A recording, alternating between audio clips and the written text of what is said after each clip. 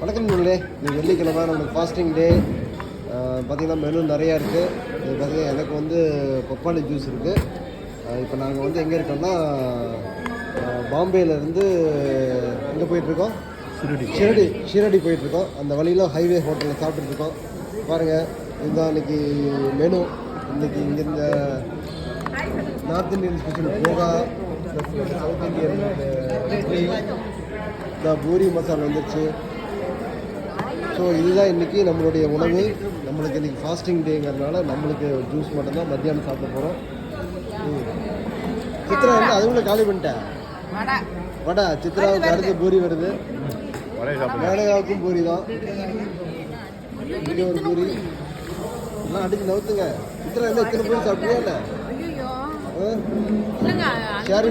Share பண்ணிக்க. Okay.